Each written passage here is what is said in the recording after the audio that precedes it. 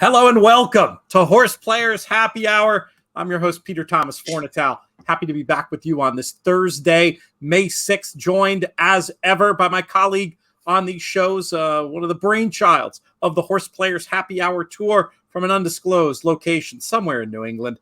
He is TV's Matt Bernier. Matt, how are you, my friend? PTF, I'm doing well. It's nice to, I feel like I'm just coming off of the Derby weekend hangover. Not both literally and figuratively. Now here we are on Thursday, and just when you get to take a deep breath, we look ahead and we're hearing horses that are going to run in the Preakness, aren't going to run in the Preakness, and it's going to start all over again next week. But look, this is the time of year that we love. There is a million things going on, but we wouldn't have it any other way. That's right. It's super exciting. We have plenty to talk about, and we're going to get to it all in the course of this. Well, maybe not at all, but most of it in the course of these 90 plus minutes. We're going to be together here today, but a little bit different today. We've got a 9-race contest, and it starts in just a couple minutes' time. So I want to encourage folks who are paying attention here on the stream, or won't matter when you're watching this if you watch this on demand. But if you're watching live and you haven't got involved yet, there are still a few minutes. And even if you already have one entry, I encourage you to get another over at horseplayers.com. Remember, proceeds go to charity. Fantastic deal for players. We're here playing for the Thoroughbred Aftercare Alliance and the Thoroughbred Retirement Foundation. $20 to play. Go to horseplayers.com. Put in that second entry. You can, mirror your first and mix up a few plays. You can play all the fours if you want, because it's going to a good cause. Matt, I know I've had a chance to piece through these races today. Have you had a chance to look at them? Shall we chat about them as we go here today? Yeah, might as well. And like you say, we're on the clock basically for the opener at Belmont Park. Is this going to be a thing going throughout the spring, the 3 o'clock kickoff at Belmont Park? To be honest with you, I haven't checked yet. It actually came up and surprised me. A pleasant surprise, very pleasant surprise. In fact, when the races came around from Pete Rotundo, I was like, wait, so race 1, 2, 3 at Belmont, is that a typo? No. 3 o'clock first post, which is fantastic. And we might as well start off there with as close as we are to racing at Belmont Park. We can talk about this one. And, later on today, big stuff at Belmont with this pick 6 carryover. How cool is that? They had good karma for Naira, right? They go back to the $1 pick 6. They're getting away from the jackpot stuff that I'm not such a big fan of. And they already get their second carryover in just their second week. That's pretty cool stuff. So maybe we'll even touch a little bit on that. But as for this race at Belmont, 1 minute to post here, Matt, what were you thinking of doing? I thought the horse we see on the screen right now, that filly Lucky Sitka, I thought she made sense first time, Lasix first time against winners.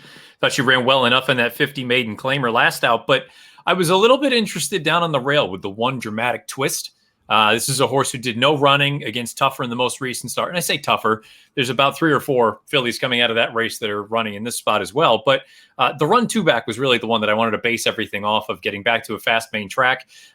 Definitely needs a little bit of pace to help set things up. But I think at 11-1, I think that's a very appetizing price on Dramatic Twist. I'm glad you had something clever, because I'm with the favorite. I just felt like number 7, up 74, had the best figures, potential pace advantage, decent form in the last 3. I thought was going to be a little bit tough to down. And in my early picks, I was going to probably also throw in the 3, who's a progressive type. With that shout from you on the 1, I might mix a little bit of 1 in there. I was going to try in the second leg of this early double to beat number 3 Back Channel. We'll talk about that race more when we get closer, but I was going to try the 2 and the 6 in the second leg, and I'll play the 1, 3, and 7 here. Did you have any interesting ones to potentially throw in that early double? Yeah, I'm glad you mentioned the 2, because that's the horse that I would put right on top. Artie is the party. I think a sneaky move for Charlie Baker, claimed out of the first start. This is a barn that typically, when they do this sort of thing, they tend to move up. And I also like that this one took money in the debut for the old connections and showed some speed. So I'm with you on Artie is the party. I'm not sure about that 12-1 morning line. I have a funny feeling we come down maybe in half as much. But that was my kind of interesting thought in that second leg too. Let's take a quick look, actually. We could look at these double pools, maybe. I'm moving quickly to get to my ADW screen. You can cut me off if you happen to have it in front of you. Now all of a sudden, my I can't get anything up on my getting grody there. Well, at least you're still going out streaming. I'll have it up in front of me here in 1 minute as they go to post for this first race of our HorsePlayers Happy Hour contest. Didn't get a chance to talk too much ahead of time about the overall concept here, because folks might think, oh, it's a tour, it's the fourth week, I'm out of it already. Not true. This is a tour that captures your 8 best scores. I think we decided on 8 throughout the course of the 20-week season. So there's still plenty of time, and nobody's running away with this thing. You know, we do have a couple of clear leaders at this point. At some point, maybe we'll take a look at the leaderboard and give shout outs to those folks, as well as those who've made our playoffs already. But you can jump in at any time, because in addition to the year-long portion where the overall tour winner gets the BCBC spot, we're having our playoffs at the end, where if you finish first and second in any of these contests, you're going to have an opportunity to play in a relatively tiny contest, 80 people, for a $10,000 asset in the Breeders' Cup Betting Challenge seat. So no reason to feel like you're out of it. Just to kind of go back to the idea of trying to get a gauge on that 2-horse for us in the next race. I mean, based on the double probables, it doesn't seem like she's going to get bet maybe as much as I thought. But I think a lot of that has to do with the 3, who's going to be heavily, heavily backed in there. She's probably odds on. She's odds on in the morning line. And then also the first time starter toward the outside is taking quite a bit for Shug. So, who knows? Maybe just because of those 2 alone, we'll get something close to that 12. I just thought she had that look of a sneaky horse that would take more money than maybe at first glance she probably should.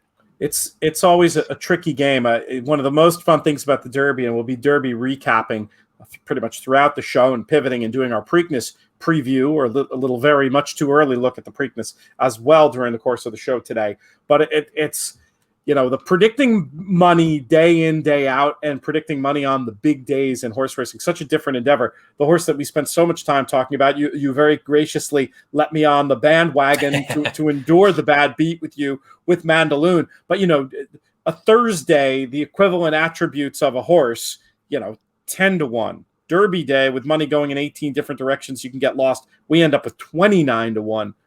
Rubbing the salt in the wound. They are off. Let's see if this big favorite gets the start that up 74 needed.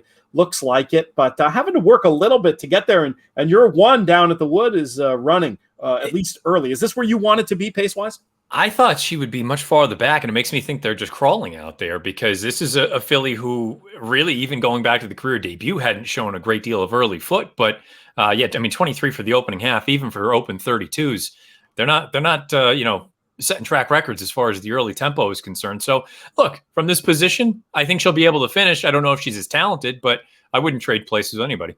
I'm hearing you. I mean, let's hope up 74 has enough finish from my point of view. Actually, I say that, but I'm better off the way I played this double if the 1 were to re-rally. But it does look like up 74 has taken off here, and the stretch, and is going to be very tricky to down unless she absolutely stops to a walk, though. There's a little bit of running in. Now, the battle's for second here. I think that 2 is picking up decent enough. Let's see if we can. Maybe I spoke too soon, but I think up 74 is finding and going to hold clear about a length. Yeah, that's what it's going to be. 7-2-6 in the end, and tiny little weighted doubles alive with the big favorite winning. Nothing terribly exciting, but we'll take it. We'll take it to start things off here. Where should we go next? You know what we should do? We should go. Not like we need a break. We've only been on the air here for 6 minutes, but I do want to get to a pre-tape I did today. I'll explain the concept. We'll probably do a few more of these throughout the season. Sometimes we'll do them live, you and me on air, but this is something I was able to record a little bit earlier today, and I'm sure Craig is on the spot, and we'll be playing it now. One of the things that we want to do on HorsePlayers Happy Hour this year is pay a whole lot of attention to the Breeders' Cup Win and You're In races. We did a little bit of that last year, a lot of it actually. We're going to do even more, especially those happening around the world. And to talk about 2 Win and You're In races from last weekend, I now bring in a guest you've heard on these airwaves before, a frequent guest on the In the Ring Pedigree podcast with Acacia Courtney. You've probably seen him hanging out with us if you ever go to the Paddock Bar anytime around sales week. He's also a horse player and a pretty darn good one. Bloodstock agent to the stars, Ramiro Restrepo. How are you today, my friend? I'm amazing, Peter. I'm going to have to use this intro like Tyson going into the ring. I love it. Thank you. Well, it's all true. It's all true, my friend. And very interested to talk to you about these races, especially because it sounds like both of these runners from last weekend in South America are going to be taking their places the Breeders' Cup. Of course, it's horse racing, and anything can happen. Let's start off with the race from Sunday in Chile. Suceso getting it done in the Gran Premio Club Hípico Paravela, if I'm saying that correctly, at Club Hípico Santiago. Right. That was pretty cool to see. Midshipman just had, Royal Ship come over from South America, Brazil, to come over and win the Californian. So nice to see Midshipman, have that role, being on a roll. It was kind of a surprise for this colt to win. I think he was sent off like a 9-1. Had been mentioned he was like the 6th choice in the field and was stepping up in class. He had been a grade 2, grade 3 type prior to that place. So to jump up and get that Group 1 win was a nice surprise. That was a 1.25 mile race on the turf. So it was a win and you're in for the mile. So I think that'll fit what Midshipman kind of brings to the table a little better. But he's been a consistent sort over there. I think his only, their top 4 is considered more in the money than, our top 3 here. But it was nice to see, his only bad race, was going 1.5 miles, where he was, a little further down the field. So to see him go 1.25 miles and have success in mile races, hopefully he comes over here and has that same kind of effect and makes a little noise in the mile. Do you think he's got the kind of turn of foot to be effective in a race like the Breeders' Cup Mile? I feel like every year it plays out as this extended sprint. And if you don't have that ability to have a real burst of quickness, it can be tricky. How do you think he shapes for a test like this, just in terms of his running style? Sure. I mean, look, as a 2-year-old, he was 4th in their premier grade 1 race, the Pollo de Potrillos. So he has some, had some precocity. He's got, he's got a little speed. I mean, look, anything can happen in horse racing. I think, over the rest of the year, how it develops, we'll have a little better idea of, his level. Like I said, it was a little bit of a surprise for him to jump up and have the success that he had in this race. And again, that's why they run the races. But as of right now, just on paper, you'd have to put him, towards the middle of the pack. I mean, to say that he has to be one of the top favorites would be, pushing the envelope. But at the same time, racing's racing. We'll see what happens. It's always a fascinating race, but we have seen chaotic results with giant long shots tripping out and winning it in the past. And so often the market is just going to come down to not only what happens in our division over the course of the next several months, but also, of course, who decides to make the trip over from England and Ireland annually. One of my favorite races of the year, the BC Mile. I just wanted to get a little bit of an early line on Suceso from you. I also want to talk about the race from Saturday with Blue Stripe winning her way into the BC Distaff with a victory in the Gran Premio Creadores at Palermo in Argentina. What did you think of this performance? And can you confirm that it sounds like Connections are planning to head this way with her as well? Right. She's someone that is quite of an exciting prospect. First of all, her half-sister Blue Prize came over here, won the Distaff, and obviously when you have that kind of, bloodlines and that kind of, that pedigree relation, it always, has extra set of eyes on you as you're developing as a racehorse. So there's always been a lot of chatter about her, and everybody was kind of waiting for her to jump up and make that win. Her previous forays in grade 1 Company, she had hit the board 3rd. So to see her run 1.25 miles on dirt in 1:59 flat is pretty impressive, especially, the dirt over there is quite, deep. So, to put up that kind of time and she was making the race the whole way, you know what I mean? It's not like she came from the clouds, she was on it and put up a heck of a performance. She's by Equal Stripes. It's a leading sire down there in Argentina at Aras Abolengo, which is, one of the top farms in Argentina. She belongs to, some solid connections. And it's a horse that there's always been a lot of little buzz about her, especially with being related to Blue Prize, and her brother Blue Baron was another pretty, solid graded stakes level horse over there. So the buzz between being a daughter of Equal Stripes her having some solid races in Grade 1 company, and then running, a 1.25 miles on her in a minute 59 flat. You're kind of like, wow, this, she's definitely got a lot of value and a little bit of buzz, and she's something that can come over here and surprise for sure. That's racehorse time. That's for sure. I don't care where in the world you are.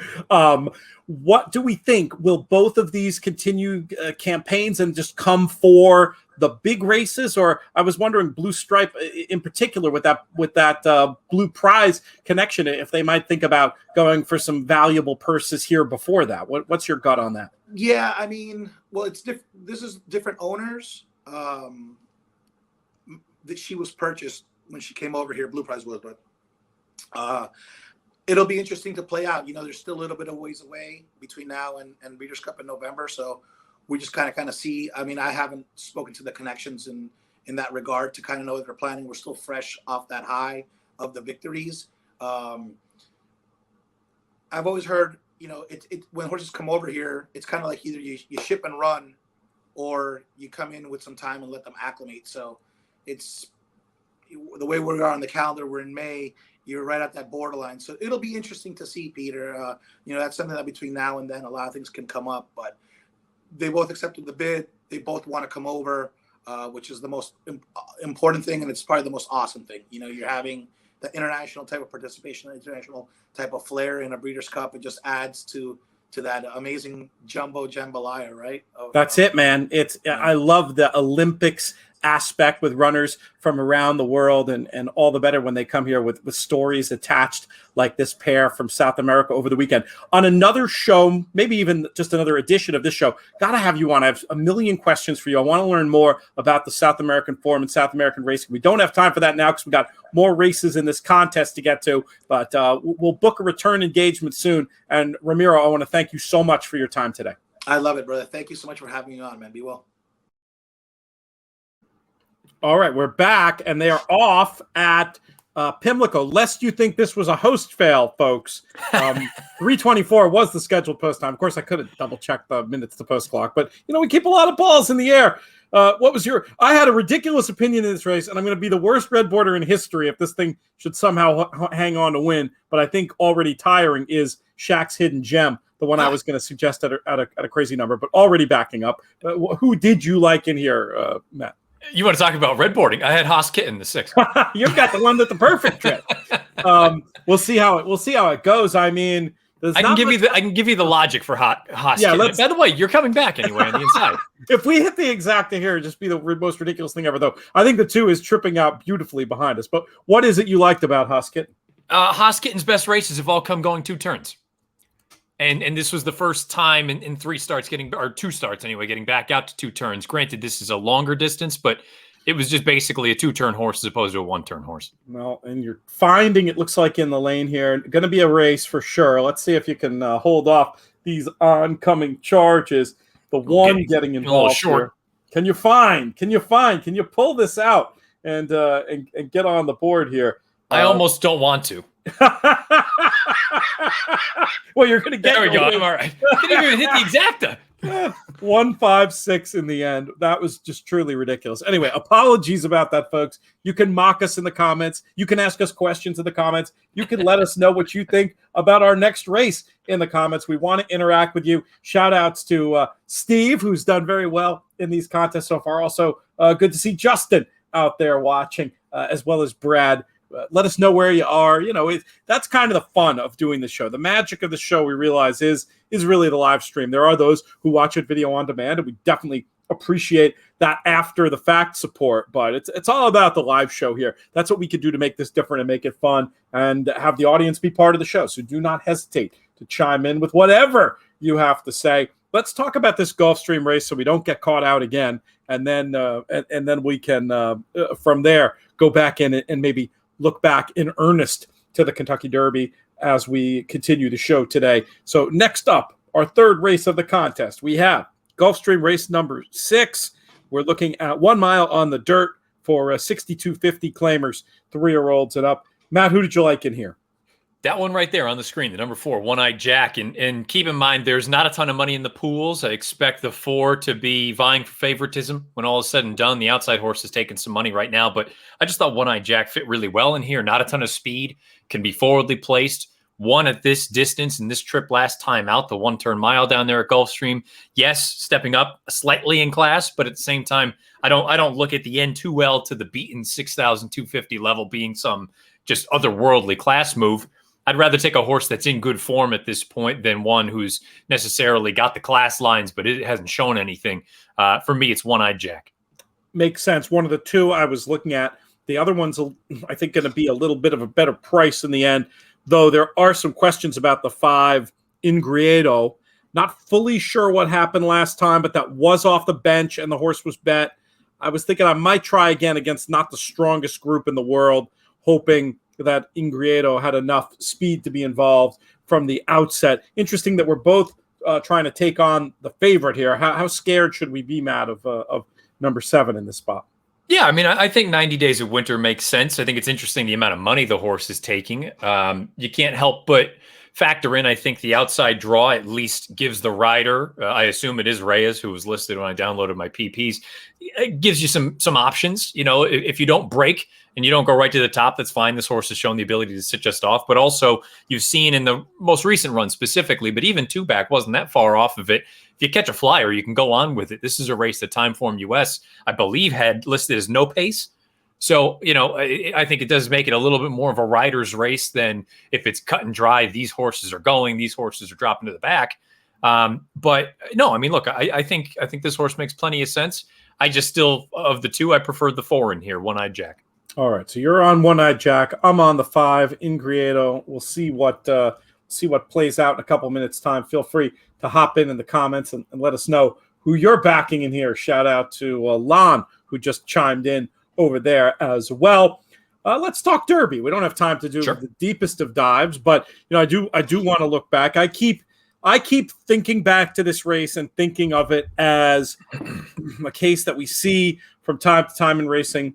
On paper, there were 2 speed horses. One of them didn't break. The other had the relatively easy lead. And you know, for me, that trouble that Rock Your World had at the beginning is the story that I keep going back to. Because even if you know, I was a bit of a believer in Rock Your World, but even if you were a complete non-believer in Rock Your World, the idea that he'd be able to at least apply some pace pressure for 6 furlongs, I mean, I just have to believe it would have just changed the complexion of things, and I'm not sure who would have been the beneficiary. And the other headline for me is I really think you can make a good case that Essential Quality was best in the race, and that he lived up to his favoritism, and that he was very unlucky, and that there were a lot of other circumstances under which he could have won the race almost regardless of what happened with Rock Your World at the break. Very excited about him going forward. How about you, Matt? My top 2 takes. You have anything contrary about either of them? No, I think you summed it up really well. I mean, even if you didn't believe in Rock Your World, and I tried to explain this on my show earlier this week, and I got a bunch of people some of the comments made sense and some of them were just complete nonsense. But the idea of, and I hate to say it as bluntly as that, but when you get people saying real you're world an idiot, bias, you have your real world bias. Just some of the comments just completely out of bounds. But anyway, you can't use the Derby as the race to make your determination of what you think of Rock Your World. You can't sit there and say, see, I was right, he was no good, because he never got a chance to run his race. Yeah. And conversely, I don't think you can sit there and say, well, see, he got cleaned out. He would have won the race had he had a clean break. Well, you can't say that either. We don't know that. But to your point, I think the complexion at the very least would have been different, because it felt like those 2 horses, Medina Spirit and Rock Your World, were going to be 1 and 2 entering the first turn. And when that didn't play out that way, I'm not taking anything away at all from Medina Spirit's effort. And I think that's the thing that a lot of people kind of have this misconception of the way I may have talked about the race on my show. I thought he ran a very credible race, very gutsy horse. The fact that he doesn't want to let you go by when he makes the front, I think that's an admirable trait. That's something that many horses don't have. And he's the little engine that could, to me, in a way that he's never been the superstar. And I think that was another thing that maybe was taken a little bit out of context. I'm not saying that the horse isn't talented or can't run, but the barn has never treated him like he's the A string. I think they kind of were surprised that he ran the way that he did. 100%. It's not even like tacitly implying that they said it. Yeah, I mean, and I think with folks who have been in the game for as long as someone like Baffert or someone, I'll just use all the other big trainers, Chad or Brad Cox or Todd Pletcher or whoever. Typically, these individuals aren't that wrong about assessing a horse's ability. They're usually, occasionally, sure, maybe overestimated or underestimated, but more often than not, they kind of know what they've got. So when all the vibes are that Medina Spirit is a nice little horse, but no superstar, I think acknowledging that doesn't mean that I think the horse is a bum and he can't run. Yeah. It's just acknowledging that the folks around him think he's good, but he's clearly not 1A or even 1B to an extent. So I think that's the only thing that I'm coming out of the race saying is that you have to take it all into consideration and say he was the beneficiary of the way everything played out at the start. Give him all the marks. He held off every challenger, but I think you have to at least acknowledge that fact. And if you didn't want to acknowledge it in the immediate aftermath of the race, I think you have to acknowledge it when Baffert is going to put another seemingly need the lead horse in the Preakness against Medina Spirit. I mean, I don't know. It's hard to take that as a little bit of a vote of no confidence, isn't it? Before we continue on with this, the 7 who was taking all that money is scratched in this race. So all the action has shifted down to the horse that I like. 3-2 is no appetizing price, but I'll still land there. I agree with you. And when I say, that's another thing that I caught some flack for, saying that I'm of the opinion right now, until proven otherwise, that Medina Spirit's a need the lead type to win the race. That doesn't mean that he is not talented. I just think at this point, until he proves otherwise, he's a little bit one-dimensional. And people ask, well, why is that a bad thing? Well, what if you do miss the break and you don't get the lead? If you are genuinely a need the lead type, horse. It's over. It's always better to be a push-button horse. It's always better to have, I love to see, the type of running lines that Essential Quality has. I guess he's never won wire to wire, but there's no reason he couldn't. But he just seems like he can put himself in the race wherever, anytime. It's not like a bad thing, like, oh, it's bad, I'll never bet on the horse. But it does mean I think you have to just look that much more at today's pace situation when you've got a runner that shows like that feels like he has that characteristic. And I should also open up the world to the possibility. I made it sound like it was a fait accompli had Rock Your World broken, that Medina Spirit wouldn't have won. I think that's the most likely scenario, but it's also possible that tough son of a gun would have turned him away and gone on with it. I mean, it's sure of I'm pretty good watching naked eye in stretch runs about who's going to pass. And where I was, whatever, a furlong and a half out, Matt, we were winning that race. I mean, he is a tough horse. I mean, at the quarter pole, I was texting with some folks immediately afterward. I said at the quarter pole, I thought he was 1-9 to win.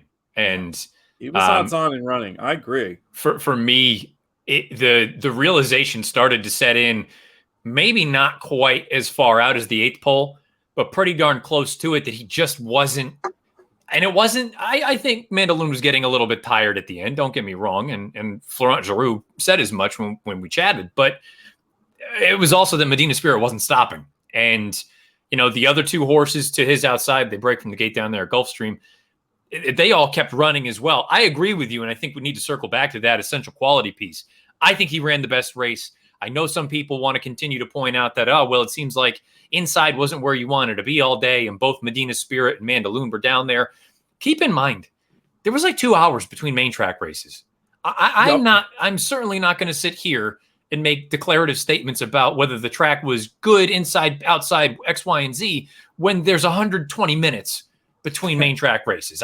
There's so much that can happen that I just can't do that with a race like the Derby. Yeah, I think it was more, I mean, I could be wrong, obviously, but I thought it was more one of those neutral Churchill tracks that you see there, where it's no disadvantage to be 5 wide, but it's no disadvantage to be in the 2 path either. I mean, it seemed like the rail, it seemed like they were staying out of there. But to me, it seemed like path 2, path 5, you were okay. And I think it might, Sean Borman talked about it with me when we did the recap, that it might have been, those are very hard days to like fully assess the bias. But yeah, I'm not willing to upgrade those two and downgrade Essential Quality as a result of that. I mean, at the same time, I don't think the ground lost by Essential Quality was quite equal to the full geometry, but I think it was worth enough that I'm confident that the length he lost by, was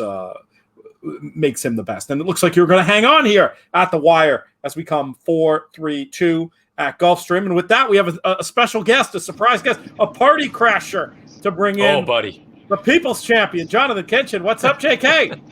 Dang, my fro does not look right. Oh, hey, I got a new tattoo. Can you show us any of it, or is it all under bandage? You see the 7? Yeah, we see the 7. Yeah, and then looks good. The one that's in here somewhere tucked away. But, yeah, so it's my dad's birthday. And my birthday, we had the same birthday, July 1st. Your birthday, buddy, yeah, of course. And then there's an open spot right here that we're gonna put Palace Malice. Awesome. Right here. Because that was the only Triple Crown race my father and I ever got to see together when he won the Belmont. So we're gonna. That's awesome.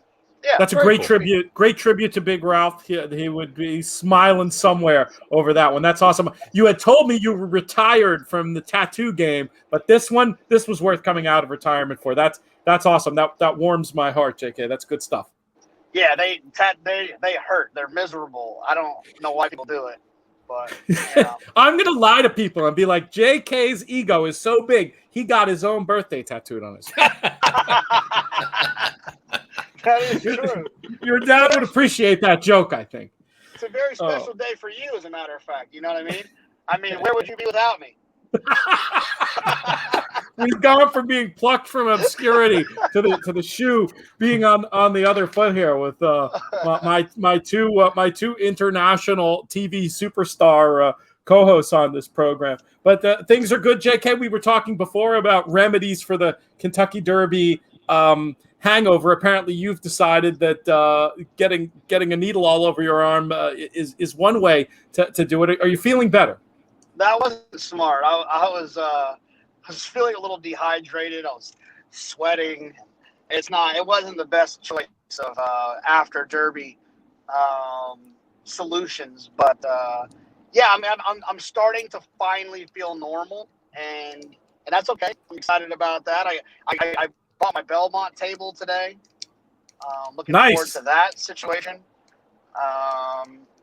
They make you pay. A big star like you has to pay for his own table? What's going on there?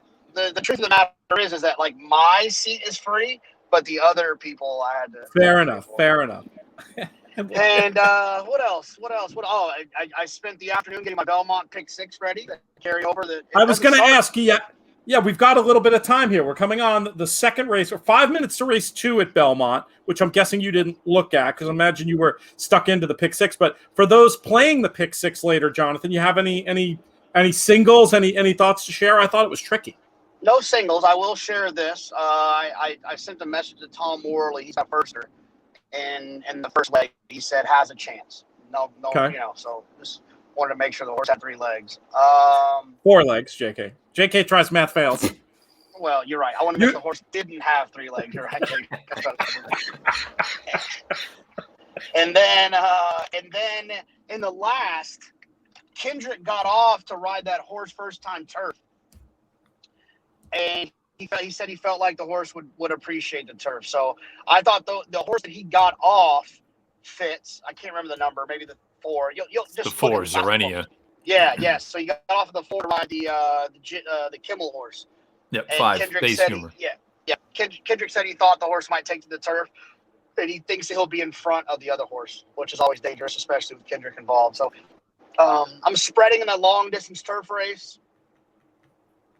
No singles though. No singles. I liked Silky Blue as a potential single in the in race number 8. Nick Tamaro and I did a whole podcast on this over on our Plus service, inthemoneypodcast.com/plus. If you want to multitask and watch us while you listen to that, I'll be impressed if you can pull that one off, but it is doable. But yeah, that was the one. I was going to run some stuff just through Silky Blue, and I was going to run, I know it's very risky, but I was going to run some stuff just through Baby Boss in the 7th race. Yeah, I pressed up Silky Blue, and I think I might have pressed up Baby Boss too. But I tried to efficiently make this wager in a way where I I felt like the value was in the carryover, not in my opinion. I agree. Which happens often, which is we could probably do an hour-long podcast on that idea.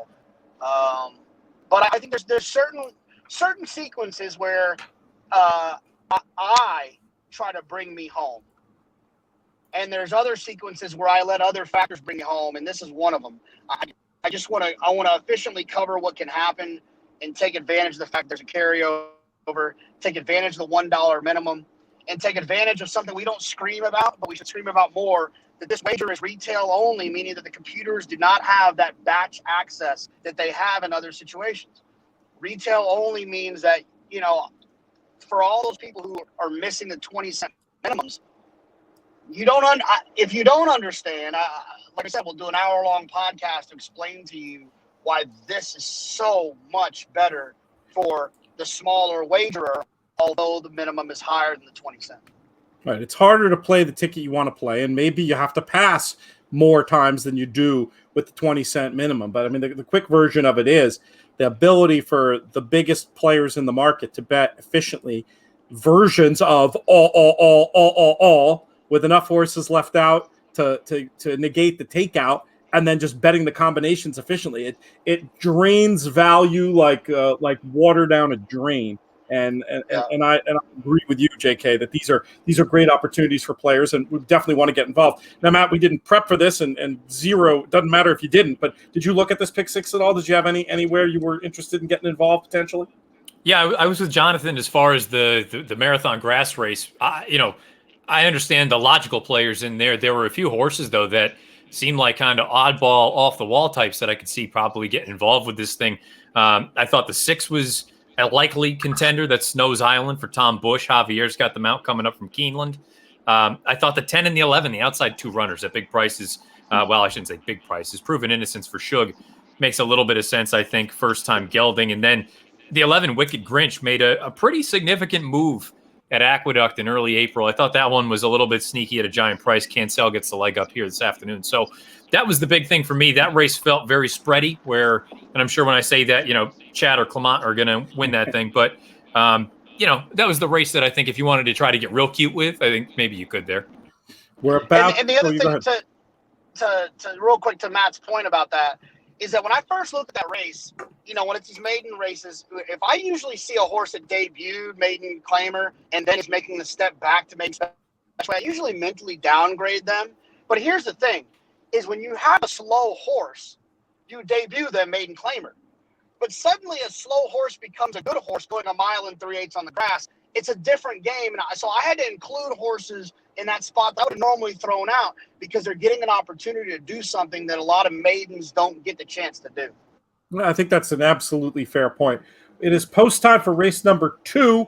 I was going to try to take on this heavy favorite here, Back Channel. I just didn't trust a runner who's been beaten at odds on multiple times. And I thought there were some interesting angles in here. Matt and I, when we were talking about the doubles we played before race 1, talked about the 2, Artie is the party. And speaking of Shug, the firster here, Big City Mama. Not that common that I back a Shug firster, but this is definitely a win early pedigree. He won with one the other day at my expense. I felt like that work 2 back leapt off the page for a Shug horse. Just think the horse has a live look. Any other thoughts from you, Matt, about betting the second race at Belmont as they're about to pop? I guess we at least have to acknowledge the Ward horse off the layoff on the inside. I mean, gets LASIK for the first time. Haven't seen this one since Saratoga of last year, but Ward and Arad together, obviously, that's a great combo. And this is a horse who, in both starts, showed legitimate early foot. So I would assume if she's feeling good, she's going to be sent immediately from the inside. What Wesley out of Kentucky, I'm fading. Give me the Dub Silks and whoever's 4 to 5. They don't call me the chalk-eating weasel for nothing.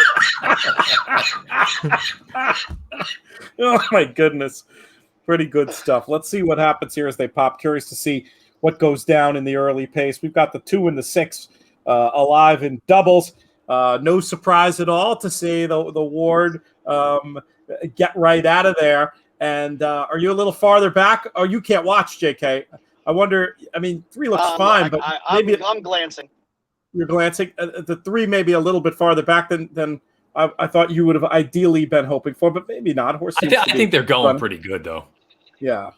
So I mean, where is when you got a field spread out by 15 lengths in the first quarter mile, I mean, who knows? Maybe they don't do any running from the back, but it won't be because they've gone already 3/5 or 4/5 faster in the opening quarter than we saw that opener did.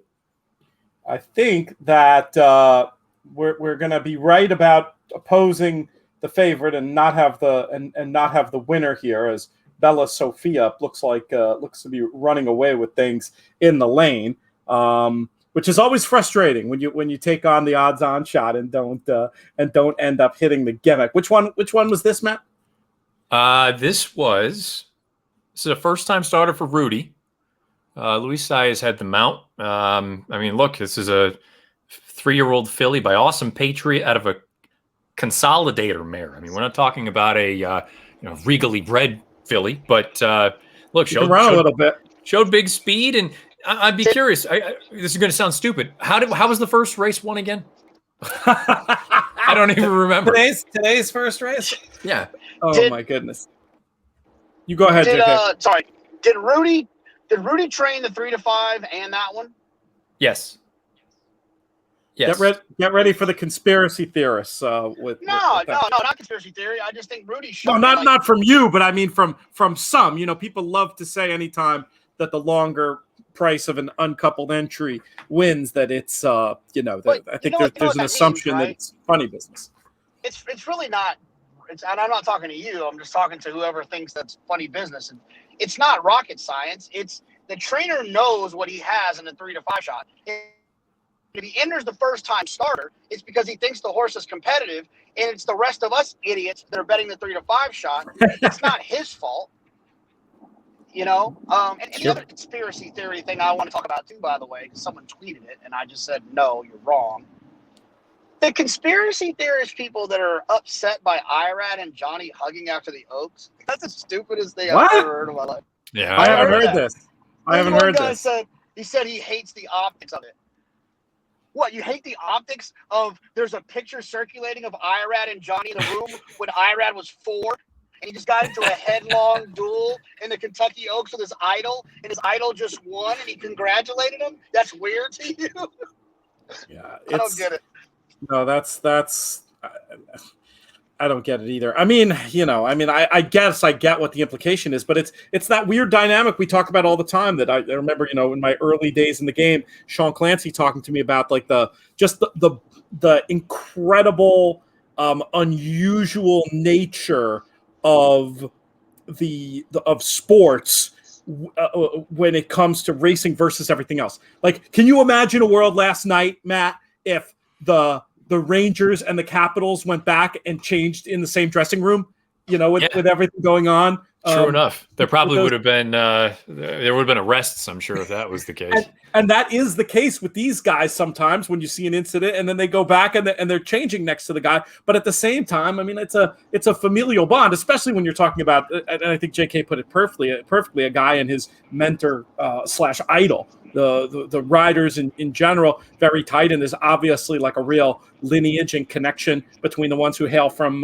Puerto Rico as well. So it's no big deal on that one. Can you imagine if the competitors of the Breeders' Cup betting challenge all had to go back to the same locker room?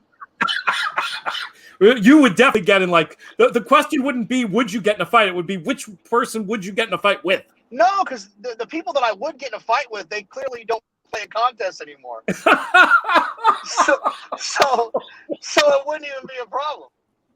Oh my goodness, that's a good backhander right there. We've got 1 minute at Maryland. We whiffed on the last Maryland race, or I did. I shouldn't drag Matt down with me here, but I will make sure we talk about this one at least quickly. And we did have a viewer with my name, Peter, also tipped this horse, number 8, Paisley Singing.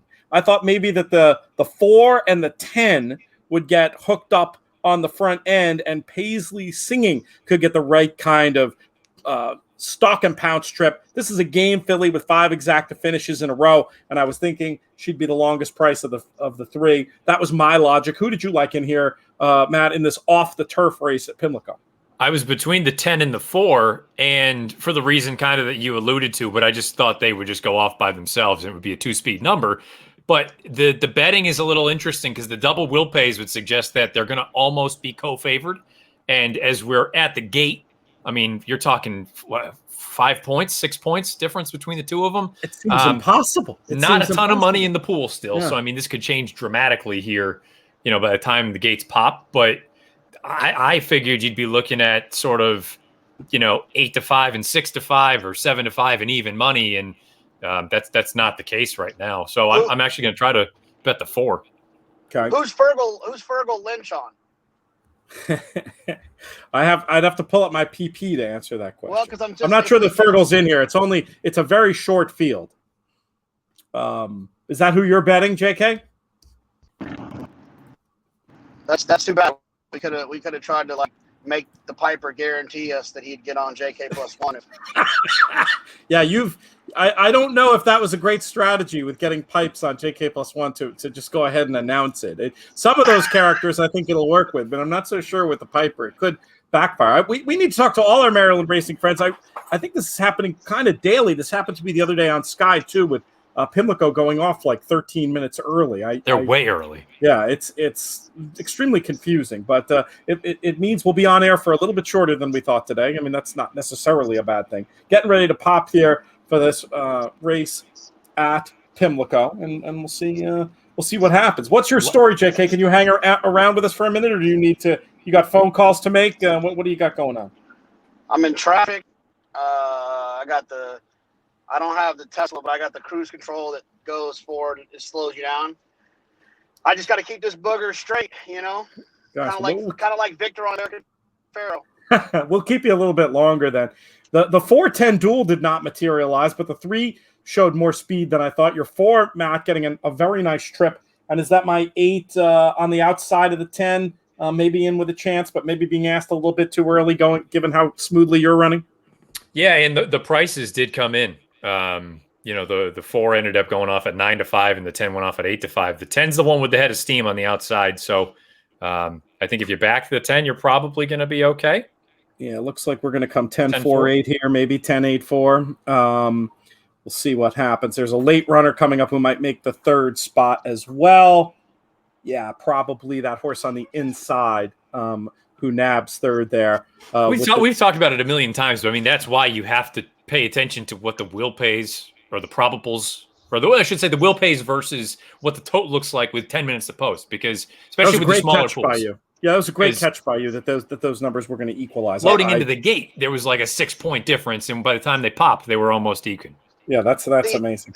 The other thing, Matt, to your point, is that the will pays are great because it's a close pool. You can also get hints from the probables with a very simple Excel equation. You could Google how to figure that out. But the problem with the probables is that pool is still open, and on days where the pools aren't that big, it can sometimes be misleading. But you can also use it as a guide to understand what's going to happen. So looking at the doubles. Also dangerous.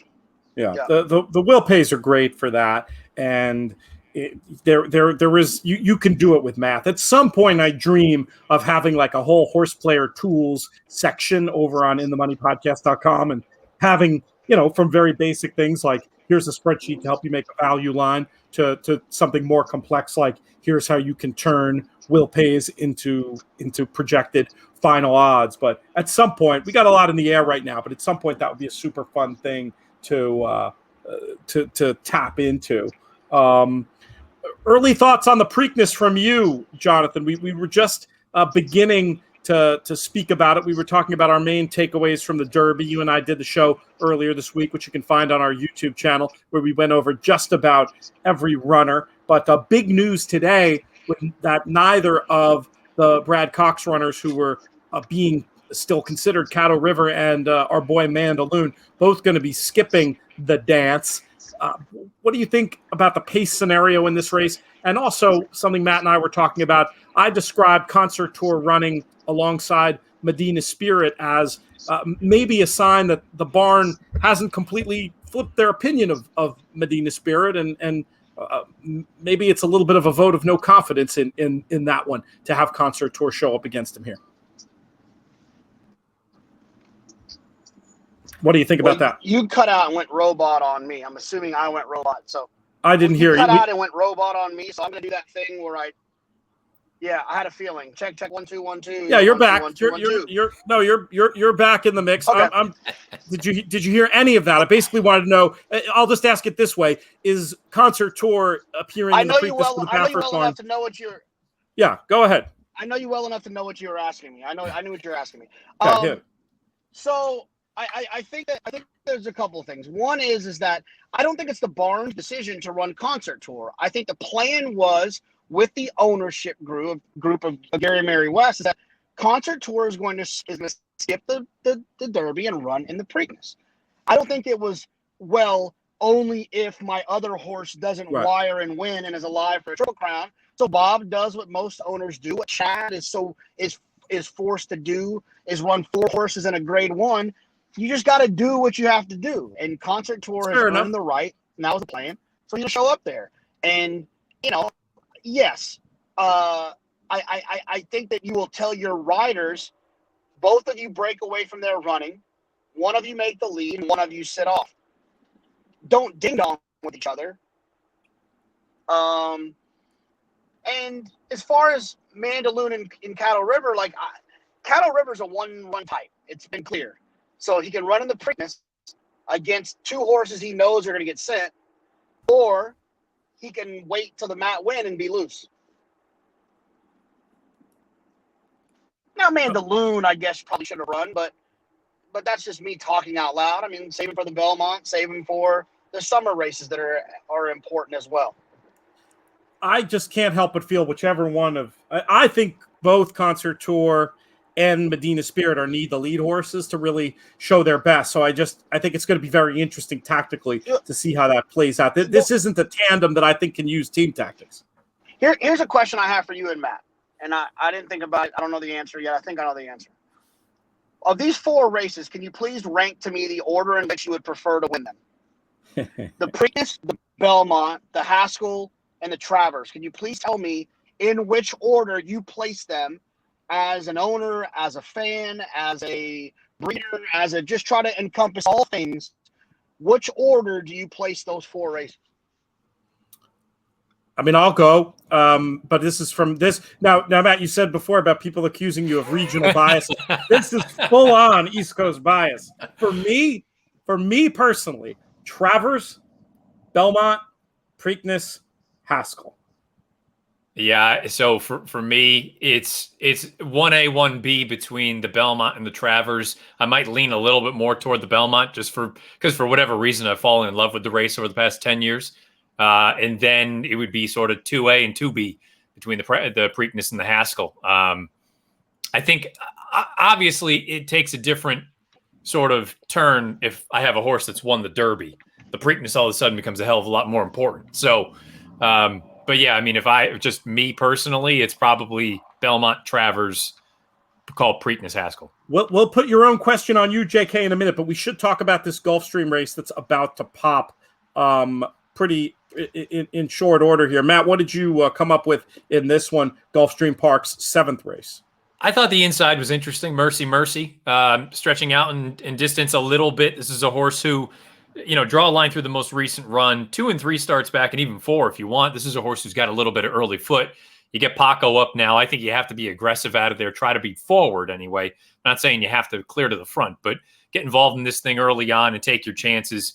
I mean, it's a group of horses that don't really like to win races, so that's never a positive. But at the same time, I looked at it and thought maybe you can get some sort of a 1-8 exacta. The 8's going to be rolling from the back. Smirkoch? I'll give you Smirkoch on that. Smirkoch, yeah. So, I mean, I looked at a 1-8 kind of exacta. I like the idea of trying to get the 8 in the number. My opinion on top is just completely uncreative. I mean, it looks like the 3 horses who are being bet. You made the case on Mercy. I like that Miss Ghislaine is comparatively unexposed against a bunch of horses who are proven to not love winning. And I thought also she was coming off a terrible trip, just doesn't have to improve much to have a say. And then the favorite makes plenty of sense too, even being a 1 for 18 the Barbosa claim angle, and this one could be the best speed. But I just don't like. I guess if you made me give an opinion amongst those three, it'd be, I guess, to be a little anti Russia, with the idea that this is a favorite who actually now the favorite's flipping around a little bit, but very short, who has to improve, has reasons to do so. But I think I'm gonna just go with the 1 and 3, and maybe I'll throw your 8 in underneath and see if we can get a little exacta magic going here. That was more of my opinion, not so much that I love the 1. That, if you're trying to, because it felt like the inside 3 were going to take all the money. If you're trying to split someone, maybe it is the 8 on the far outside. All right, JK, while they get ready to go in the gate, we'll put your question back to you. And also feel free, Jonathon, you specifically asked like our personal, like whatever opinions, but what you think from a breeding industry point of view. I mean, that's also super important when we're having this conversation. And if you made me answer it that way, I would have answered it differently than I did for like me personally as a fan, analyst, whatever. Yeah, well, first of all, it's funny. I'm going to be I guarantee I'm the only person in the state of Texas who's about to pull up to the school pickup line and watch a race from Gulfstream. I'm praying, and I wear that like with a badge of honor. That's fantastic. Yeah, so I think overall, from a 3-year-old standpoint, the 2 most important races in the world, or at least let's call it the U.S., are the Derby and the Travers. Where they fall on the calendar, the 1.25 miles. It's that classic distance. It's not, the Belmont is so unique because we don't run that far. So from a breeding standpoint, I don't need to know a horse can go 1.5 miles. I need to know that a horse can win a 1.25 miles race, and the 1.5 miles is just some icing on the cake. So, at this point moving forward, it's definitely the Travers for me. A solid number 1 is the Travers of winning. And then I think the Belmont is circumstantial. I think that if there's a Triple Crown on the line, obviously that means a lot, but it's still a special race. It's the last Triple Crown race. I love the day. I love Belmont. You still have the general audience around. The Haskell, unfortunately, just gets a little bit lost where it takes place. It happens in the middle of the summer. We don't always see it. Sometimes it's a great race. Sometimes it's an afterthought. For whatever weird reason, it shouldn't be. Because it's a really cool race in the terms of like that 1.8 miles, kind of going back to where like every good horse is now eligible to run well in that spot. And then the Preakness is tricky because of the fact that it comes back in 2 weeks. So you're asking trainers to do stuff that they don't want to do unless they have to do it. And that's the part that makes the Preakness tricky, is that like a lot of guys, Todd specifically, he doesn't run back unless he has to, and you only have to unless you win the Derby. So I think that I respect the race, and I think it's a classic, and I think it's a very important race on our calendar. But I think the fact that it takes place 2 weeks after the Derby, like has an impact on its importance on the calendar. So that would be my order. I think if you didn't get lost, would be Travers, Belmont, Haskell, Preakness.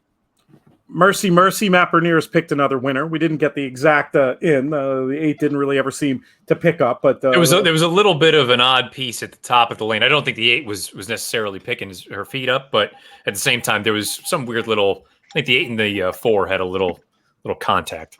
Gotcha. Maybe knocked off stride and game set match there, but still a nice call on the winner. To Jonathan's point, I agree though. If you're thinking, I'm saying the Belmont is my choice simply from a personal standpoint, and really it defies logic based on everything else that we kind of are accustomed to thinking about from a racing standpoint, a breeding standpoint. It's 1.5 miles. It's an anomaly. It's not the norm. I think if you're talking about it big picture, I mean, I kind of feel like the Travers is really the only answer. I answered from a heart standpoint as opposed to, I think the overall sort of landscape of things. I agree. I think the Travers has a legitimate case. There's a real case, in my opinion, to be made that the Travers is the 3rd most important race in the United States, period. behind the Derby and the Breeders' Cup Classic. I know the Met Mile has a say. I know some of these turf races that we have a say as well. But I think when you think about the overall sort of broader picture, I think there's a legitimate case to be made that the Travers is not only the biggest race at Saratoga, including the Whitney and whatnot, but just it might be the second biggest race that we have, or the third biggest race, rather, in the United States, period. I'll put in a few words for the Preakness, which obviously you heard where I put it. But I feel like if you were talking specifically from a breeding industry point of view, the fact that you have this classic, the fact that it's run so much earlier in the year, suggesting precocity, I feel like if we had somebody in the breeding industry on here, they might say we were nuts. And the answer was clearly the Preakness among those races. What's your sense of that, JK? Well, I mean, like I said, I think the Preakness is it gets unfairly thrown into this conversation because of the fact that it's 2 weeks after the biggest race in the world. So, like, it's you're.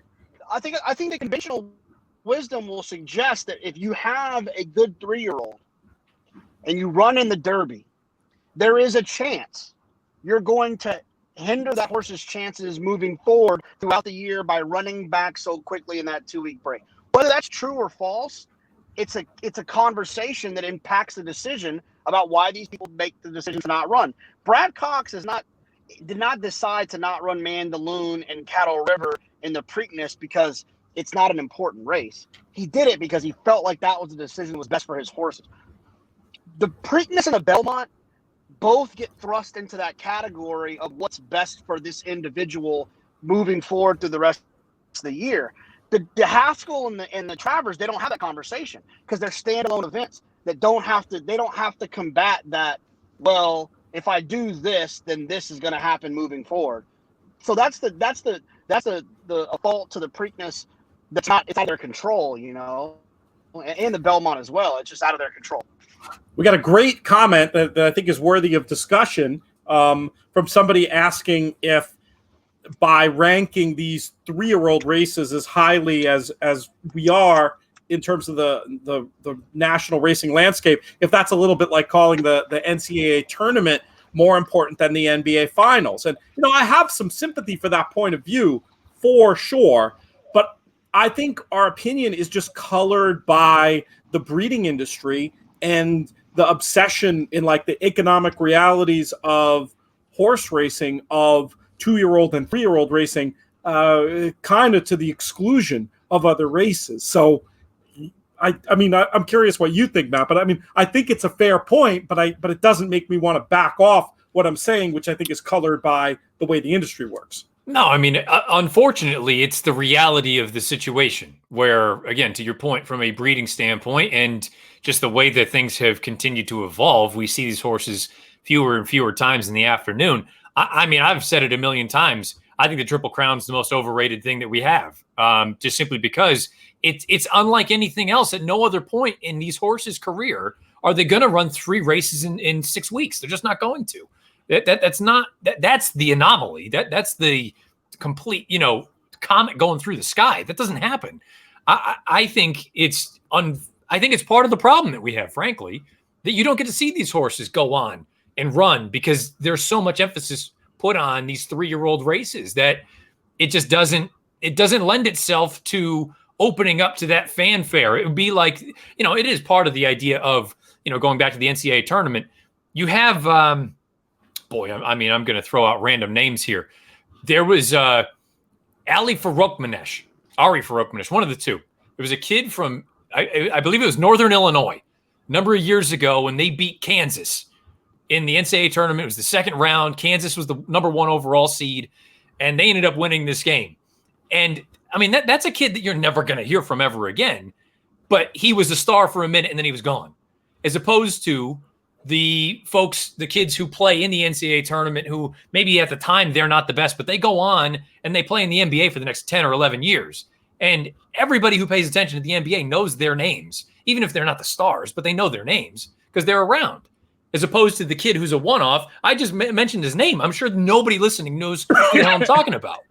But the point is, I remember vaguely. I'll let you finish your point though. But just the point is that I think we overemphasize these sort of things. But unfortunately, it's a product of what the breeding industry wants. Yeah, I used to fight it more, and I used to even use the term glass ceiling when it came to the Triple Crown races. But that I kind of came around to the idea that these are one of the things in horse racing that works, and it gets into the larger national consciousness. And the more I've become a part of the industry, the more I've accepted it. But I have a lot of sympathy for the point of view. What about you, JK? You've stuck with us. What about you? Not sure what. Oh, hey!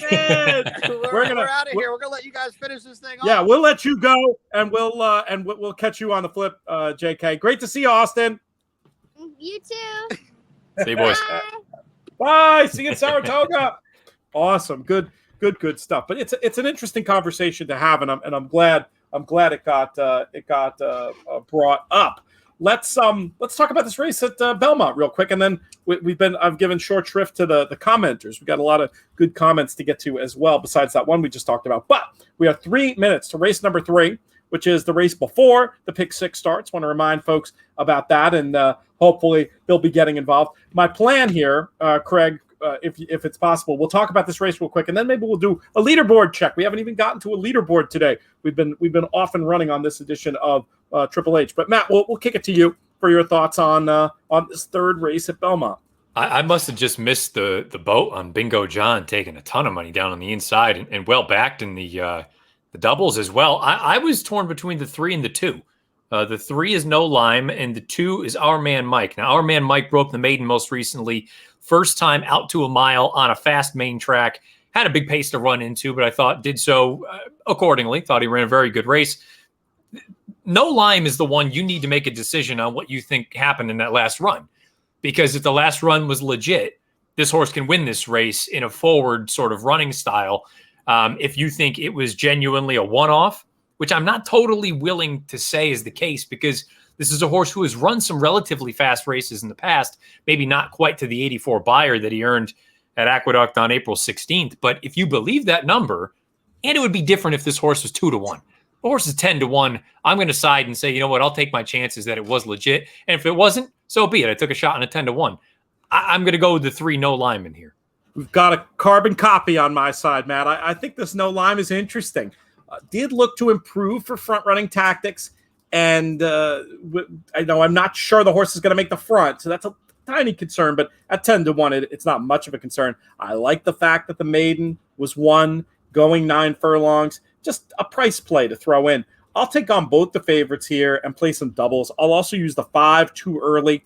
I think should improve for the added ground based on previous efforts going long. The other thing I just noticed is this horse has a ton of off tracks, but then depending on what figures you're looking at, a top figure on dirt. I just thought that was a little interesting on dirt that was dry. So I was going to leave too early in the mix.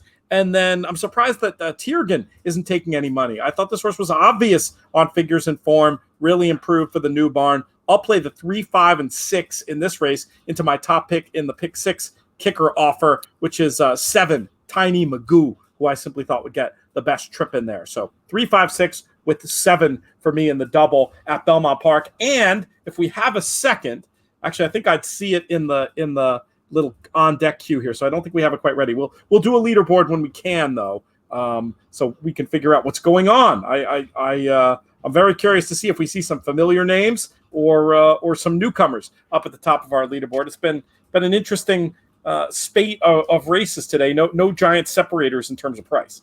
PTF, what I will say, not to totally go back to just, Triple Crown talk all the time here, but there's a part of me now that really wants Medina Spirit to win next Saturday, because I think I've said it to a few people right now or in the past day or two. I think there is a possibility of a major storm, and I mean that in a good way, for the Belmont Stakes, in that I think there's a chance if Medina Spirit wins Saturday and he goes to Belmont with a chance at a Triple Crown, I'm still maintaining that there's hope that Malathot goes against the boys in the Belmont Stakes. And I think, honestly, knowing the connections, I think they would welcome the idea of trying to upset the Triple Crown bid with her. Essential Quality, who I agree with you ran the best race in the Derby, is being pointed to the Belmont Stakes. Wow. Yeah. I'm going to be fascinated to hear what John Sadler and company want to do with Rock Your World, because to me, the Belmont is the race that is basically made for him based on the distance and his running style. Even if he doesn't go, if you told me that you had Medina Spirit with a Triple Crown on the line, the Oaks winner coming in because she's bred to run all day, and she might be better than all the boys in general, and the beaten favorite in the Derby.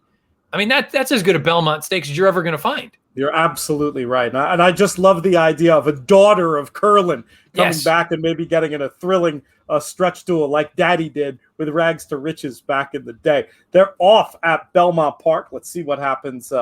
Let's see what happens here. These post times getting moved around makes me a little nutty. What do we have left, Matt, contest wise?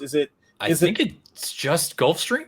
Okay, we don't have Pimlico 8. That's what I was curious about. We do. Okay. We have one more, but that's a 4-horse field, I believe. Gotcha. Okay, so we'll definitely after this race, let's try to get a leaderboard update, and we shall see. Now, No Lime. What I was wrong. No Lime easily makes the lead. I'm not complaining.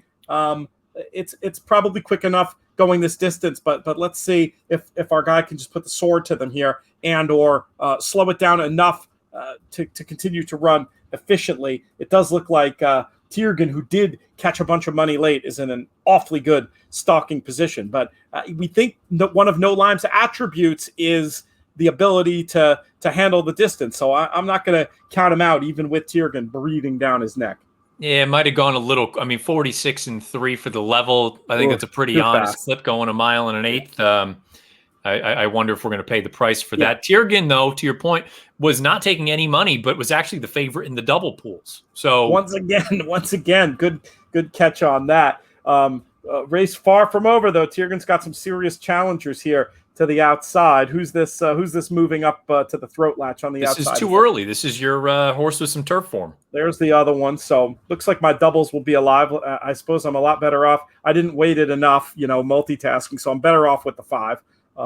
Which looks like it's going to be the winner. So a little 5-6 here in Belmont's third. And with 2 races left, we've got 5 minutes to Maryland, and we've got how many minutes? We've got 13 minutes to Gulfstream. So we're in great shape. And it is very likely with that short field in the last race that things will be determined here, though not necessarily. A lot of jockeying for position that's going to go on here on our leaderboard because, of course, the top 2 slots automatically qualify for the playoffs.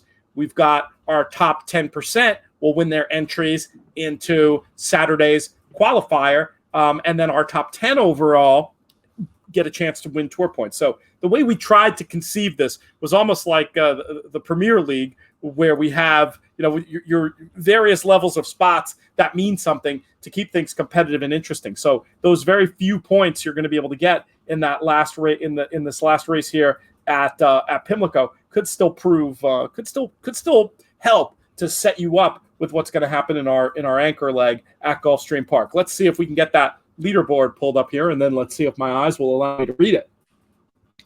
I think it's coming in a second. There it is. Overall leader in a pretty solid position. This is before the Belmont results are in because it's not official yet. But Don Marquard, Truls Engebretson, who we've seen up at the leaderboards before. Larry Burns, 2 entries from John Gasper in a very strong position. And interesting to note that John just went same runners here in the last 2. So he'll succeed or fail together. And so it's interesting. You can only win 1 spot into the finals per contest, but tour points wise, you get both. So that could be a very enviable position for John Gasper to be in. We've got Pete Dressens up there, another Massachusetts guy. Joe McKay, good to see him here and in the comments as well. Matt Lettexler, Alistair Walbaum, Todd Van Dree, CJ Arrigo, Greg Kingma, good to see that name, horse owner. I've had the chance of hanging out with at Saratoga. Neil Metzger rounding out these. If we can scroll to the top of this screen, Craig, if you're there. So let's see, 212 in the end. So the top 21 will win their $179 entries into the Saturday qualifier. 2 minutes to Maryland. So I know it's a short race. We can do it in a sentence, maybe, and then we'll get to maybe we can get to some comments. As Matt pointed out, just 4 left in after all the scratches. I was a little bit interested in the longest shot on the board. Number 4, drive-by layover. This is a sire who's had some success with firsters and a dam whose offspring to race 1 at 2, suggesting there might be some precocity here. I'll go with the 4, a little bit of a price play in the 4-horse field. How about you, Matt? I went to the inside. One of the other firsters, of course, there's 3 firsters in a field of 4. But, this is a horse who has been working for years now, quite literally years. A 4-year-old finally getting to the races in the afternoon. I like the idea of, you know what, I understand maybe you want to be outside, but if this horse has any ability to go forward, just break on top and try to take him as far as you can. Frankly, these short fields, I don't even remember who told me this as sort of like an adage, but take the longest shot on the board because chaos typically ensues in 3 and 4 horse fields. And to your point, I mean, I don't know that you can seriously sit there and say that one of the first time starters has some giant reason that they should be half or a third of the price of anyone else. So strictly from a gambling standpoint, I'm not going to touch the race, but if I did, I'd probably just go with you and take the 4 horse. My friend Jeff Sotman, the late Jeff Sotman, who was very involved at the origins of the NHC, one of his great little expressions he would say all the time, short field, long price. That was one of his contest adages. And there's logic, there's game theory logic to it too, because the idea is that so many people, will get, and it depends on the rules of the contest, the specifics of the contest. But the contest we were playing in at the time, the old Santa Anita low roller, that's not one where people automatically pick prices the way they would in a mythical, to be fair. But that idea that in a contest like that, you can pick up points, that's a race that almost everybody's passing. If you can pick up points in a race that almost everybody's passing at the NHC, even if it's a favorite, but especially if it's a longer price that you like, you can make up ground where others aren't. That's something we saw a couple of years ago from Scott Coles and Matt Vagvolgi over at the NHC. We're getting ready to pop for the 8th. We'll do some comments during the race this time. Fan, of course, thank you so much, who tells us the construction of the series was true genius. So many reasons to keep playing week after week. No reason better, of course, than supporting our charity partners to whom all this money goes. Thoroughbred Aftercare Alliance, you can give to them directly, tbaftercare.com. And then, of course, our friends at the Thoroughbred Retirement Foundation, trfinc.org/players, where, by the way, and I haven't even had a chance to taste it yet, but you can, if you give a gift, you can get a prize, a thank you gift, essentially, from ITM of the new In the Money whiskey. So if you're a whiskey drinker, check that out. This stuff is delicious. Cocktail in a bottle, 4-year-old rye, finished in a apple brandy cask. I got to send you yours, Matt. It's good stuff. Oh, appreciate it. I'll enjoy that. We've taken a minute here to get off. But they're finally off and running here at Maryland. I'll look for some more questions, Matt, if you want to talk folks through this. And you just saw, and this would be something that would be funny if, obviously we won't be able to go back and run the tape. You had 3 first-time starters, and every one of them broke slow. First time in the afternoon. They've never done this before, so you got to understand where they're coming from. But the only horse with experience broke right on top, and the other 3 lunged out of the gate, which I think that's another reason. I mean, to go to show that experience in the afternoon is invaluable when you compare it to some of the horses, especially I think with 2-year-olds. Unless you have the horse who is the talk of the town, and even those horses, we've seen them lose from time to time. But the idea of there is something to the idea of these horses know what they're doing with a run under their belt as opposed to the ones trying it for the first time. You got a full head of steam on the outside. Yeah, this horse is really trying. I think maybe too much to do, but I don't know. Maybe we switch leads and we go on with it here. What do you think? You're flattening out. Oh, come on, get your nose up. Not bad for contest purposes anyway. You got a little place there. We got to run for it. We got to run for money. Looked a little green. Took a while to get going there. We'll but always consider those horses that have a run under their belt simply because it's not so new to them. It is still new, obviously, but compared to those firsters, there's no guarantee that they're going to get out of the gate alertly. And typically, horses improve from start 1 to start 2. So I've always a potent angle. I've heard a lot of trainers say that one race is worth like 5. I think it's 5 works. They'll often say. I believe it. And that's, that kind of experience gets underrated by the crowd. It's just like in rotisserie baseball or whatever fantasy sports you play, those rookies who've never failed, like they get a lot of blue sky pumped into them, and it can affect the market. Oh, Joe McKay gives a shout out to our man Maiden Focus over on the InTheMoneyPodcast.com blog for Bella Sophia. What else we got here? We've got Nicholas asking if Medina Spirit would be going to the Preakness. Probably not. I can't say definitely not, only because like we've seen Baffert do this sometimes with his horses that aren't his brilliant ones, where he's willing to run them a lot more than you'd think. I think of Spielberg last year and the way he was handled. There was definitely like, I think he's shrewd, obviously, and I think he knows, hey, sometimes I'm going to pick up prizes when there are prizes to be picked up. So I mean, probably not, but not, and maybe even less so with the idea that Concert Tour was already headed there. But I wouldn't be like so many things in racing. I wouldn't be like completely didactic about it. Usually that gets you bird. Terry Crump puts in a shout out for the Preakness going every year. It is fun. You can't. It's one of those races you got to do right. I think you got to do it with a situation. Not a big fan of the running of the toilets and whatnot. But as an adult. But I did have an unbelievable time with Marshall Graham and the 10 Strike crew 2 years ago, and the hospitality was great. It can be a lot of fun. You've done, how many Preaknesses have you done? I imagine you're usually working. I've only done 2. I was working both times. I say working. The first one was the reality show. So Oxbow. Yeah. Oxbow wired the field. I was, my heart, that was again, when I'm still a greenhorn, I'm all in, loving Orb, and I'm watching as they round the far turn. He's not picking his speed up. And I go, we got a problem here. He's not firing. And again, another one of those instances, and I think it went to show me how far ahead all of the folks that I was on the show with were than I was at that time, because they all loved Oxbow and they all loved Palace Malice and the Belmont, and they were strictly Derby plays based on the way the race shape played out in Kentucky, in Louisville. I mean, those were 2 of the horses who were closest to that fast pace throughout. Palace Malice actually set that fast pace that day, and Orb was the beneficiary. So that was when I was still, much more heart over head. Meanwhile, all these veterans who have been doing it for all these years, they were all over Oxbow. They were all over Palace Malice, and the other Preakness that I was at was American Pharaohs. Oh, good one. Yeah, though not good for weather. I tell you what. So we were underneath the grandstand doing DRF Live back in the day when they did that thing, and all of a sudden you hear people. I was doing DRF Live and I was doing ESPN. I was doing SportsCenter hits, and all of a sudden you hear the thunder. And people are coming in and they're soaking wet. And it was like a light switch. And I believe there was a lightning strike during the race. Not at the track, but somewhere not that far away from Pimlico. I mean, the thunderstorm was legit that came rolling through. And obviously American Pharaoh was unfazed. He went off with 1 by 8? Something like that.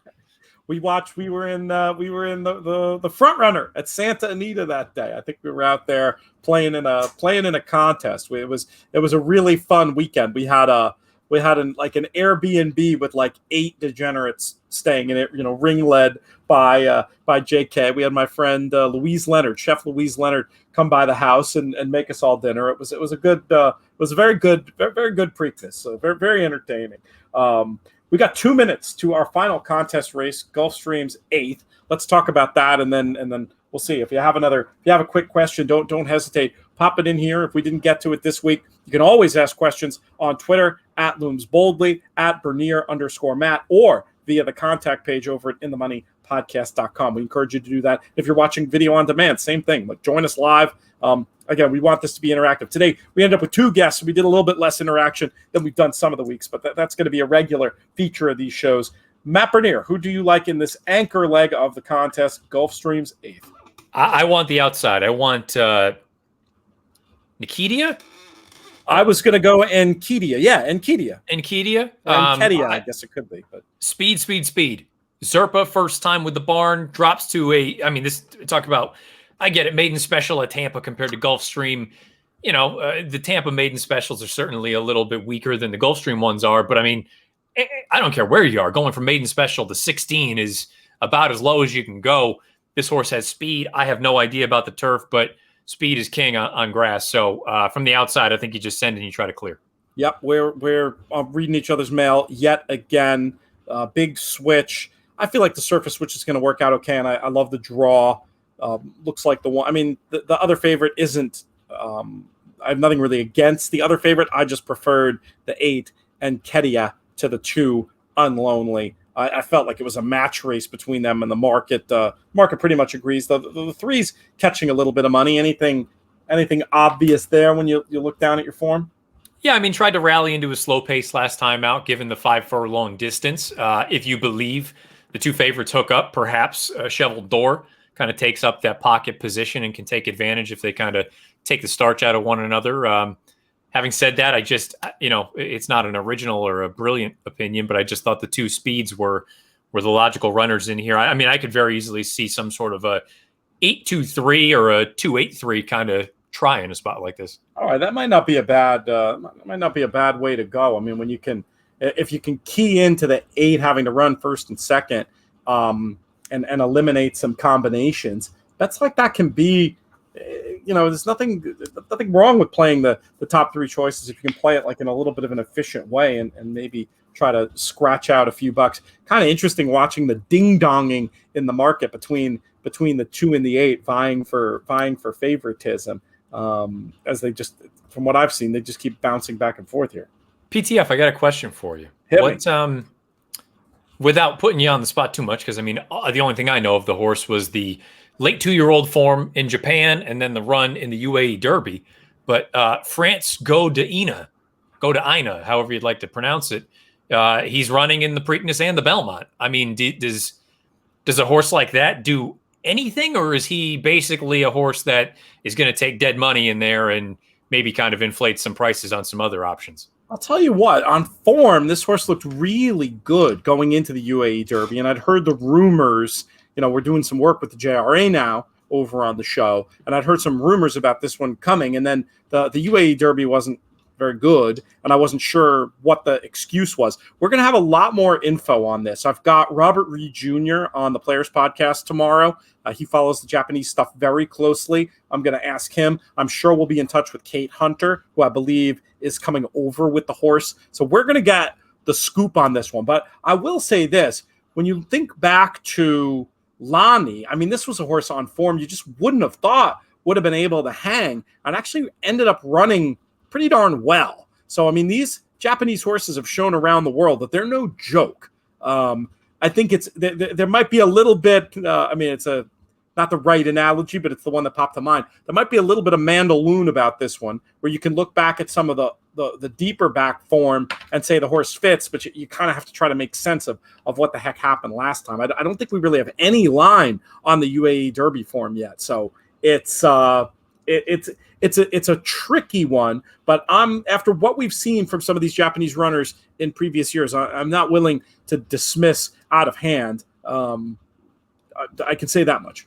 And you want to just continue to add that, that narrative I'm trying to lay for what could potentially be in the Belmont Stakes. You have a Japanese-based horse, hopefully in France Go to Ina, whether he's the goods or not. I mean, it just adds international flair. And don't forget Rebels Romance, who I believe is already here in the States. They're, another one of the Godolphin group. They're looking forward to that spot. And, that's been the target all along for a horse like that. So I just, you continue to add to what could be a spectacular horse race from a storyline standpoint. I'm with you. I thought going into I actually picked him in the UAE Derby. I thought his last run as a 2-year-old over in Japan was spectacular. And, I don't know what happened in Medan, but, to your point, I feel like the Japanese contingent don't send just for the sake of sending. I feel like they go and, if they think they have a chance, they go along with it. And if the horse runs great, they're gracious. And if the horse runs poorly, they're gracious. They just, this is how it goes. So I'll be fascinated to see what you get from him. I believe I had read that Rosario is going to ride, and he rode him over in Dubai. So okay, well that's interesting, suggesting that maybe there is an excuse, right? Because you don't think you'd necessarily give that call if it was just an excuseless subpar performance. We'll get the skinny on that. I'm sure Robert might know. If Robert doesn't know, Kate will know. So we'll get that information on the show, or Klaus Ibner, who's been writing for us over on the blog covering the JRA stuff and giving out pick fives, low takeout pick fives like they were candy, I might add. If you're a West Coast person especially, it's easy to watch the Japanese stuff Saturday night into Sunday morning from the West Coast. It's trickier from the East Coast unless you are a proper night owl. But you can also put in your pick 5 and go to bed and get up in the morning and watch it. I've resorted to that at times. So it's been fun. Part of the reason I wanted to bring him up was just because now, with all these defections that we're seeing, if you're trying to go against either of the Bafferts, you got to start trying to get a little creative. Is it a midnight bourbon? I thought he ran just fine in the Derby. I didn't think it was spectacular, but I just don't know that he's necessarily blessed with that gait speed that the Baffert horses are. I think he's a fast horse, but I just don't think he's a burner out there. But outside of him, then you start looking at Rombauer, or you start looking at this horse coming in from Japan, or some alternatives. All of a sudden, just that field got real narrow real quick. I feel like over the past 24 hours. Rombauer was looking like my pick before Cottle River came out. When it was really looking like there might be a super fast pace. I believe they will dead send with Midnight Bourbon, and we'll find out how much gate speed he has this time. I think that was the plan last time. I'm not being critical of the ride. I think the plan changed with that early bump. I think after getting that early bump, my read was Smith was just scared that sending there when he was half out of breath from the bump might have been game, set, match, and he tried to settle him under him, and he made a decent move. A lot of people were upset wanting him to show more speed. I wouldn't be surprised at all if he shows a lot more speed this time, and he may be the best hope of it not being whichever Baffert clears. And speaking of clearing, Unlonely did just that in this race at Gulfstream, and appears to have put this race to bed a very long way out. Our pick wasn't really able to challenge one horse race for Unlonely with the 3 running all right, but no good for the try. No, and just didn't see any real speed from the 8 early on, was out-footed, got into what you would assume is a decent position, but you saw the rider Gonzalez give a little bit of a tap just inside a half mile to go, and you said, this isn't going to work.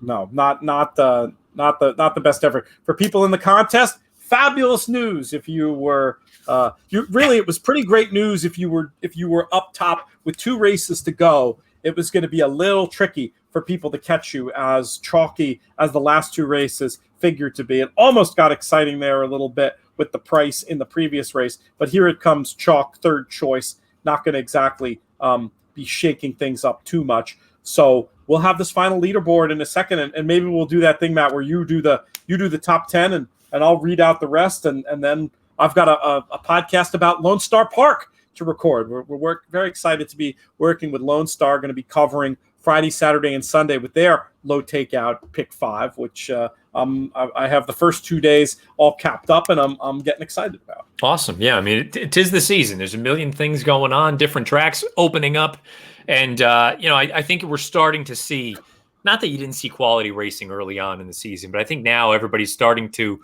if you're not coming off the layoff, you've got a start under your belt already. And it's never too early. I know we just got to Belmont, and I know we're just opening up in some other spots, but it's never too early to, look ahead a little bit towards Saratoga and Del Mar. I mean, they're really not that far away. It's still a couple months, but I think people are starting to kind of plot accordingly. Not going to say one way or the other, but I think there are certain horses that are not running next weekend that may be pointing specifically toward upstate New York at the end of the month in August. So, that would be one of those things where I think you're already starting to see the trickle down of knowing that Saratoga and Del Mar are on the horizon. My plan may be foiled here, Matt, because it looks like, is there a tote delay at Gulfstream or something? I'm not seeing those results in. No, we're still unofficial. Oh, no, I see what I did. It was a trick. Pimlico moving around once again causes a host fail. So we're just waiting on that. It's just not the last race. So yeah, we'll have this in a second here. And everything will be a-okay. But yeah, I mean, the summer meets at this time of year, I mean, it's just amazing how it works, right? It's Triple Crown. I mean, it's Triple Crown. It's Ascot. It's basically the summer meets, 4th of July, which has plenty of great racing. Yep. Half a breath, summer meets, Breeders' Cup. Yeah, Keeneland in the fall, Kentucky Downs, and then you're at the Breeders' Cup, and we wrap it up. So, I mean, there's never a dull moment. There's always something going on, and I think even now you're starting to look at it and see.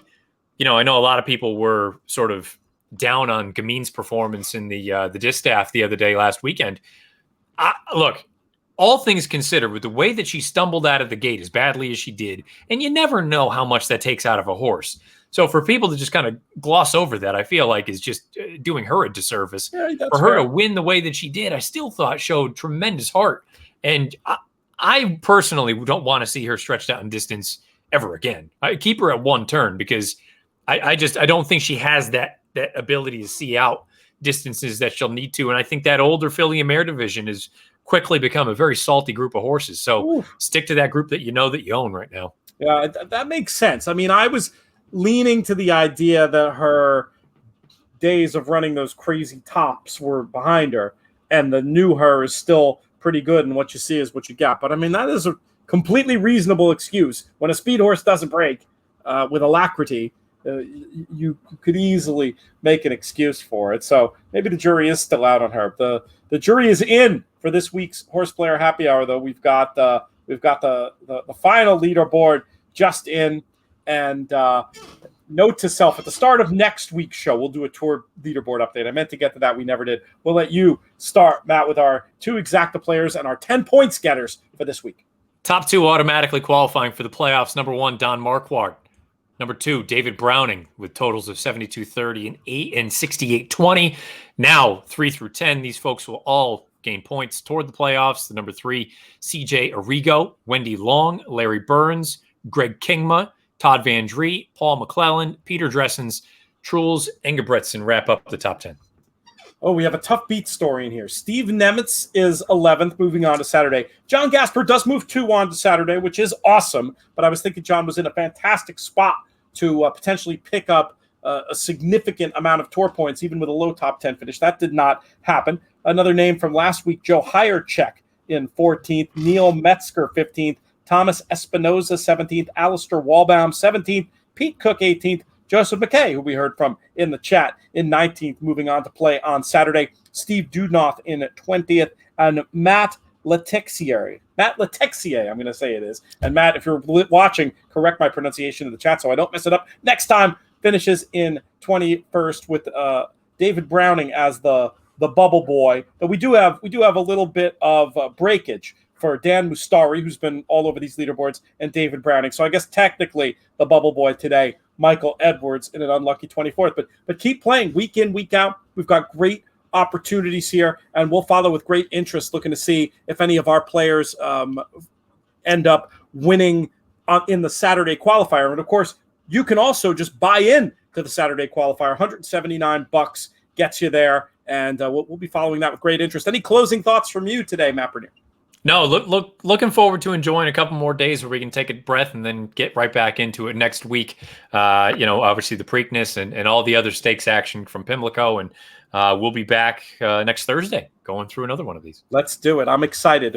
We'll be in the thick of Preakness stuff, but I think Preakness week, the bandwidth, it's not quite like Derby week. I expect we'll keep our big numbers up, and that'll be a lot of fun. We'll get some previewing done. Can't wait for it. Thank you once again, Matt Bernier. Thanks to Ramiro Restrepo for stopping by. Thanks to JK and Austin for making their cameo on the show. Producer Craig, as ever, pushing all the right buttons. All of our friends over at the Breeders' Cup as well, and horseplayers.com for supporting us. Thanks most of all to all of you, though, for making these shows so much fun to do and supporting our fantastic charities, the Thoroughbred Aftercare Alliance and the Thoroughbred Retirement Foundation. This show's been a production of the Breeders' Cup and In the Money Media. On the In the Money side, our business managers, Drew Coatney, our chief creative officers, Jonathon Kinchen.